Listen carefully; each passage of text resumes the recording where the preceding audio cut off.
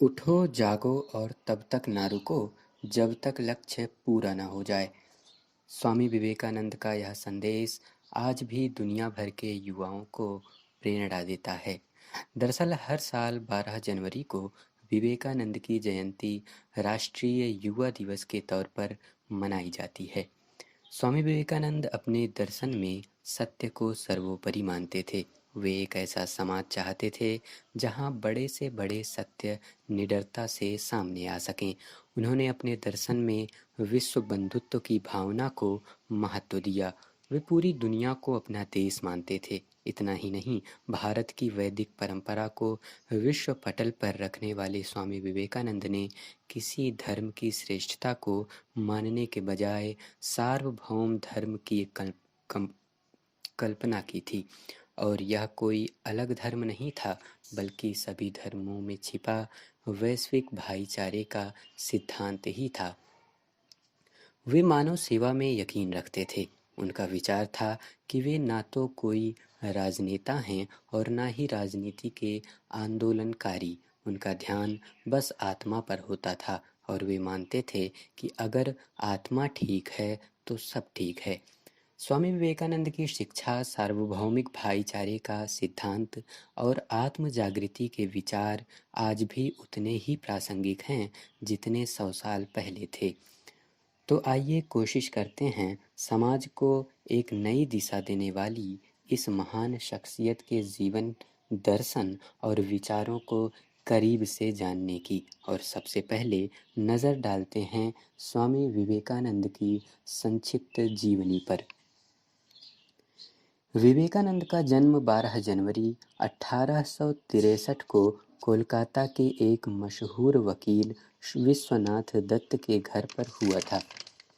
माता भुवनेश्वरी देवी प्यार से उन्हें वीरेश्वर नाम से पुकारती थीं, लेकिन नामकरण संस्कार के समय उनका नाम नरेंद्र दत्त रखा गया था।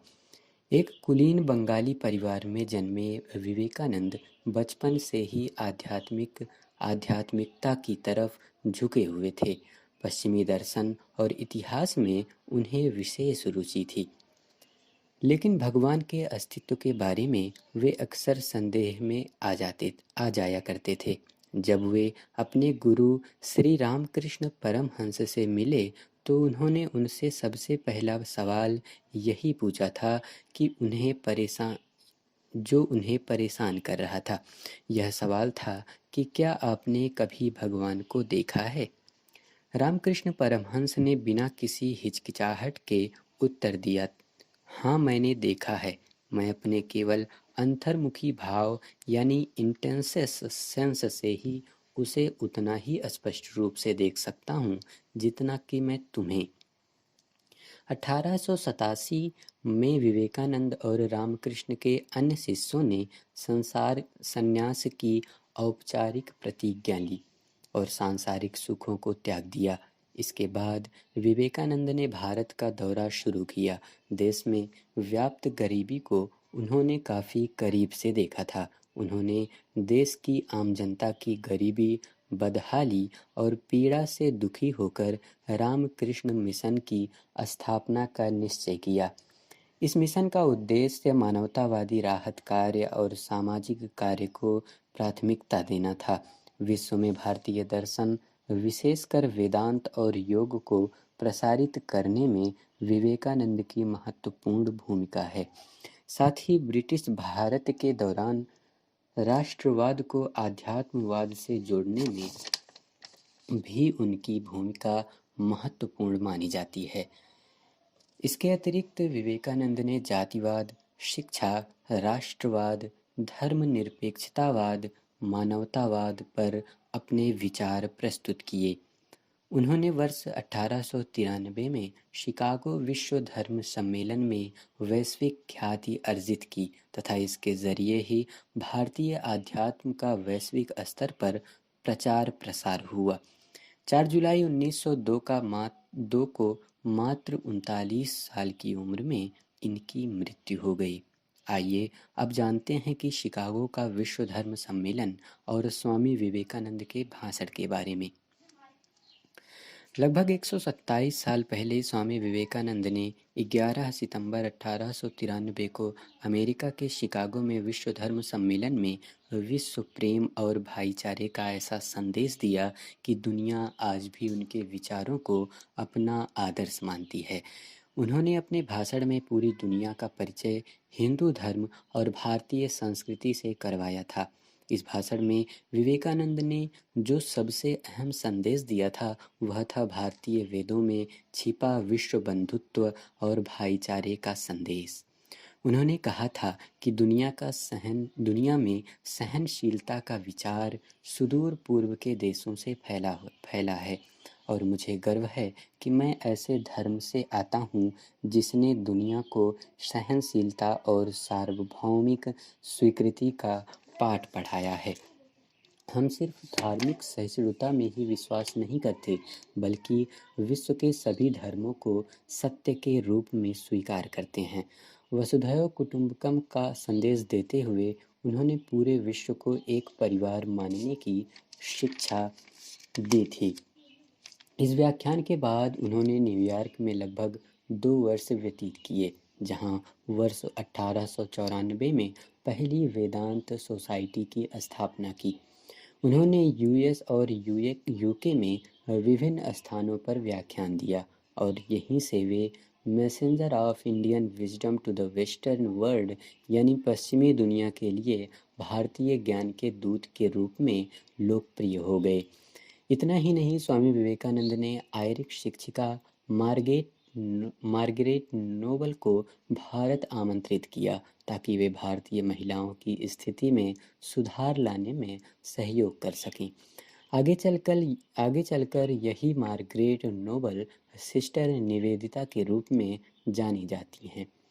स्वामी विवेकानंद कहते थे कि जिस तरह अलग अलग स्रोतों से निकलकर बहती हुई नदियाँ अंत में समुद्र में जाकर मिल जाती हैं, उसी तरह मनुष्य अपनी इच्छा के अनुरूप अलग अलग मार्ग को चुनता है।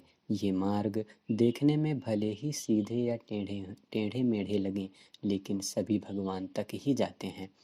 उनका मानना था कि सांप्रदायिकता, कट्टरता और हठ धर्मिता ने लंबे समय तक पृथ्वी को जकड़ा हुआ है और इन सब ने पृथ्वी को हिंसा से भर दिया है।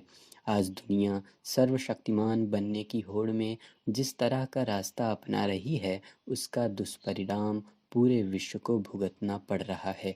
अपने फायदे के लिए हम पृथ्वी को तबाह करने पर तुले हुए हैं। जैव विविधता खतरे में पड़ती नजर आ रही है। पेड़ पौधों जीव जंतुओं की कई प्रजातियां नष्ट हो चुकी हैं। इसका बड़ा उदाहरण मौजूदा वक्त में कोरोना के तौर पर हम सबके सामने है। कोरोना से निपटने के लिए जहां समूचे विश्व को एक साथ खड़े होकर लड़ना चाहिए, तो वहीं हम किसी न किसी रूप में एक दूसरे से उलझे हुए हैं, चाहे वह सीमा विवाद को लेकर हो, चाहे ट्रेड या चाहे आंतरिक मसले, रंग भेद, नस्लवाद, जातिवाद, सांप्रदायिकता और धर्म के नाम पर विवाद आदि हों। ऐसे में हमें स्वामी विवेकानंद के विचारों से सीख लेते हुए आगे बढ़ना चाहिए। चाहे जातिवाद हो, धर्म हो, चाहे महिलाओं के प्रति देखने का नज़रिया हो, चाहे शिक्षा इत्यादि हो, विवेकानंद ने इन सभी पहलुओं को वैज्ञानिक तरीके से रखा है। आइए अब समझते हैं कि धर्म को लेकर स्वामी विवेकानंद के क्या विचार थे। विवेकानंद ने पूजा और धर्म की व्याख्या करते हुए बताया कि धर्म मात्र पूजा पाठ ही नहीं, बल्कि धर्म मनुष्य की सेवा करना है। इसके लिए उन्होंने दरिद्र नारायण की सेवा का मंत्र दिया तथा उनका मानना था पहले रोटी है और फिर धर्म। उनका कहना था कि मैं उस दिन से आपको धार्मिक मान कहूँगा जब आप पुरुषों और महिलाओं में भगवान को देखना शुरू करेंगे। किताबों को धर्म से जोड़ते हुए वो कहते थे कि किताबें कभी धर्म नहीं बनाती, लेकिन हमें यह नहीं भूलना चाहिए कि धर्म किताबें बनाती हैं। धर्म किताबों में नहीं है, ना सिद्धांतों में और ना ही हठ धर्मियों में।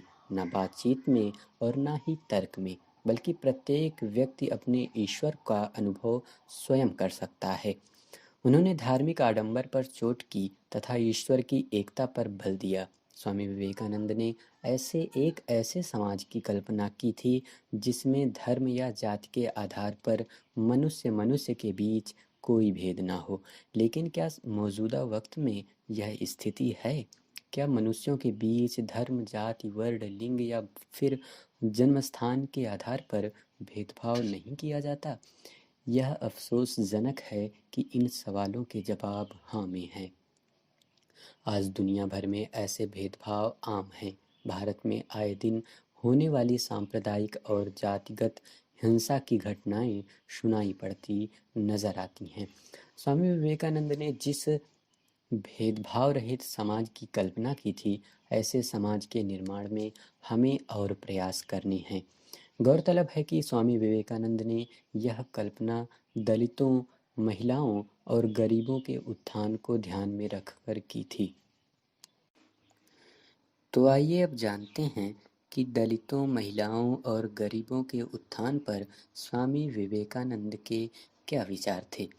स्वामी विवेकानंद का दर्शन मानवतावादी विचारों से युक्त था। उन्होंने सामाजिक परिवर्तन को महज सतही तौर पर नहीं, बल्कि उन्होंने अपने तरीके से सामाजिक पुनर्रचना की अपील की और उसे साकार करने के लिए आजीवन प्रयास किया। उन्होंने भारतीय समाज में दलितों एवं महिलाओं की दयनीय दशा की निंदा की और समाज के कल्याण के लिए उनका उत्थान जरूरी बताया। उन्होंने इनके उत्थान के लिए शिक्षा को सबसे महत्वपूर्ण साधन माना। विवेकानंद का मानना था कि शिक्षा के जरिए ही स्त्रियों, दलितों और गरीबों को भय रहित और आत्मसम्मान के साथ जीने के काबिल बनाया जा सकता है। उन्होंने दरिद्र यानी गरीब में ही नारायण को देखा और इसके कल्याण को ही ईश्वर की सेवा माना। अपने दरिद्र नारायण की संकल्पना में उन्होंने कहा था कि जो दीन दुखी हैं, गरीब हैं, भूखे हैं, उनकी सेवा करो। उनकी सेवा करने से ही तुमको नारायण मिलेंगे। इस अवधारणा द्वारा उन्होंने मानवतावाद को धार्मिकता से जोड़ दिया। स्वामी विवेकानंद ने सदा ही लोगों को कर्मशील बने रहने के लिए प्रेरित किया। वे मानते थे कि हर एक व्यक्ति को अपना काम पूरी शक्ति और एकाग्रता के साथ करना चाहिए। समाज के उत्थान के लिए उन्होंने एक निश्चित अवधारणा बनाने और उस पर अमल करने पर महत्व दिया। भारतीय समाज के उत्थान में उन्होंने आत्मोत्थान को मूल तत्व के रूप में ग्रहण किया। उनका मानना था कि हम जो बोते हैं वही काटते हैं। हम स्वयं अपने भाग्य के विधाता हैं। स्वामी विवेकानंद ने ऐसी शिक्षा पर बल दिया जिसके माध्यम से विद्यार्थी की आत्मोन्नति हो और जो उसके चरित्र निर्माण में सहायक हो। साथ ही शिक्षा ऐसी होनी चाहिए जिसमें विद्यार्थी ज्ञान प्राप्ति में आत्मनिर्भर तथा चुनौतियों से निपटने में स्वयं सक्षम हो। विवेकानंद ऐसी शिक्षा पद्धति के घोर विरोधी थे जिसमें गरीबों एवं वंचित वर्गों के लिए स्थान नहीं था। स्वामी विवेकानंद के इन्हीं विचारों को महत्व देने के लिए भारत सरकार हर साल राष्ट्रीय युवा दिवस और राष्ट्रीय युवा महोत्सव मनाती है। आइए अब इसी संदर्भ में राष्ट्रीय युवा दिवस और राष्ट्रीय युवा महोत्सव के विषय में थोड़ा जानते हैं। दरअसल भारत सरकार ने 1984 में विवेकानंद के जन्म दिवस को राष्ट्रीय युवा दिवस के रूप में मनाने का निर्णय लिया था। इस दिवस को मनाने का मकसद है देश के युवा विवेकानंद के मूल्यों, सिद्धांतों और उनकी अवधारणाओं को समझें, साथ ही उन्हें आत्मसात करें। इसके अलावा हर साल 12 से 16 जनवरी के दौरान राष्ट्रीय युवा महोत्सव भी मनाया जाता है। राष्ट्रीय युवा महोत्सव का उद्देश्य ये रहता है कि देश की युवा प्रतिभाओं को एक साथ लाया जाए और वे अपनी सामाजिक सांस्कृतिक विशेषताओं को एक दूसरे से साझा करें। यह महोत्सव राष्ट्रीय अखंडता, सांप्रदायिक सौहार्द की भावना, भाईचारा, साहस को प्रोत्साहित करने आदि पर बल देता है।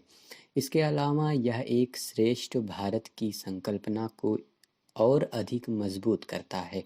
हाल के समय में राष्ट्रीय युवा महोत्सव के अलावा राष्ट्रीय संसद महोत्सव मनाए जाने का भी प्रचलन शुरू हुआ है। इस महोत्सव का मकसद है 18 से 25 वर्ष की उम्र से कम युवाओं के विचारों को सुनना। प्रधानमंत्री श्री नरेंद्र मोदी की पहल पर पहला राष्ट्रीय युवा संसद महोत्सव 12 जनवरी से 27 जनवरी 2019 को मनाया गया था। वहीं दूसरा राष्ट्रीय युवा संसद महोत्सव 23 दिसंबर 2020 से शुरू हो गया है और यह इस जनवरी की 16 तारीख तक चलेगा। कोरोना महामारी की स्थिति के चलते इस बार इसे वर्चुअल मोड में रखा गया है। आइए अब जानते हैं निष्कर्ष पर। आज की गतिशील दुनिया में सभी देश विकास की दौड़ में एक दूसरे से नैतिक अनैतिक तरीकों से प्रतिस्पर्धा कर रहे हैं। समूचे विश्व समाज में नैतिक मानदंडों के पालन में भारी गिरावट देखी जा रही है।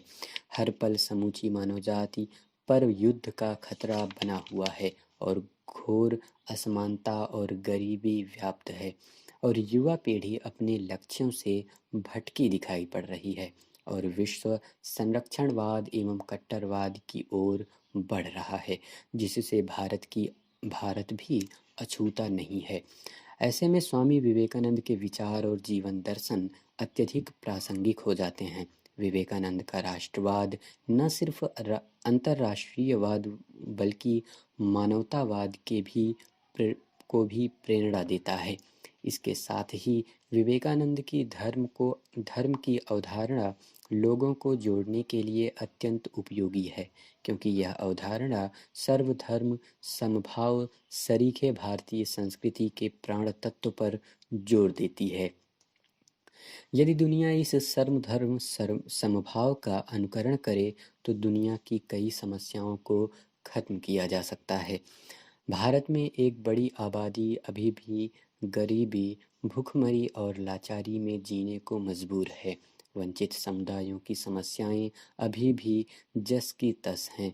लिहाजा यदि हम विवेकानंद के दरिद्र नारायण की संकल्पना को साकार करते हैं तो असमानता, गरीबी, अस्पृश्यता आदि को बिना बल प्रयोग के ही निपटाया जा सकता है। इससे एक आदर्श समाज की संकल्पना को भी साकार किया जा सकेगा। स्वामी विवेकानंद के कालजयी विचार अगली कई सदियों तक मानव जाति को सही रास्ता दिखाते रहेंगे।